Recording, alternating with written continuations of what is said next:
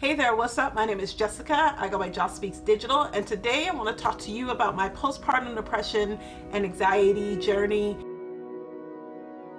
Postpartum depression and anxiety didn't look gloomy and down all the time. I was actually very high functioning, which means I would go drop the kids off, pick the kids up from school. I was volunteering at the school. I was doing everything that us moms do for our family. I would do all the things, come home, do homework. They would take a bath, read a story at nighttime, and then I would kiss everyone on the forehead, and then I would go into my bathroom at night and I would cry.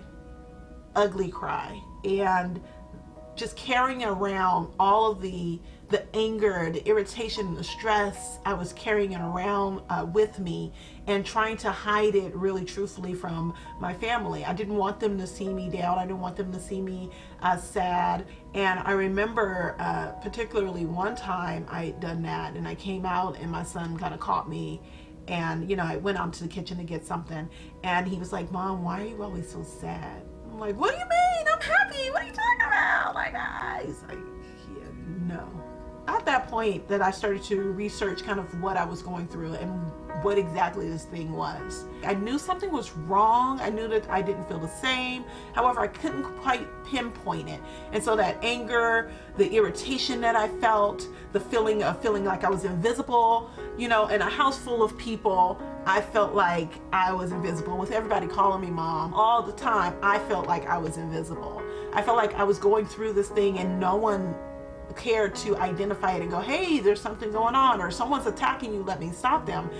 Because you can't explain it, you just know that there's something going on in here, and it's such an indescribable pain that you just want it to stop. I would be out dropping my kids off at school or what have you, and hair just a mess, like a scarf on my head, flip-flops in the rain, stinky breath because I wasn't brushing my teeth. I really didn't care about the way that I looked. I just made sure that they were taken care of. As long as they were taken care of, I tried to make myself believe that it was okay. It didn't matter what I did, but I was a ticking time bomb because I was going through so much internally that I tried to hold in that I wasn't releasing. That led me on this journey to really realizing that there was information out there and I needed to get it. My stress level was I can't even reach how high my stress level was at that time. And I didn't understand how stressors related to anxiety, related to depression. I didn't understand all of those things at the time, and triggers, so on and so forth. I didn't understand all of that at the time. The way that I coped with postpartum depression, and I feel like a lot of Black people actually use this as a coping mechanism, is music. I started to realize that I used music.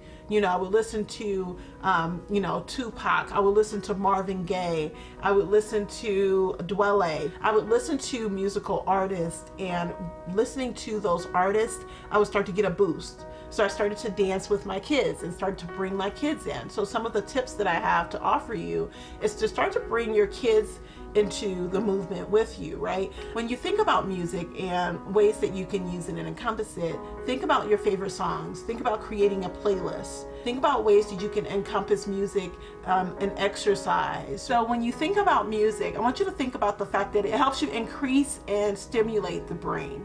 So it is very powerful. It's one of those things that we don't necessarily talk about, but it is definitely a medication for the soul. I find that whenever I'm feeling down, whenever I am in a funky mood, it's always the music that can bring me back up again.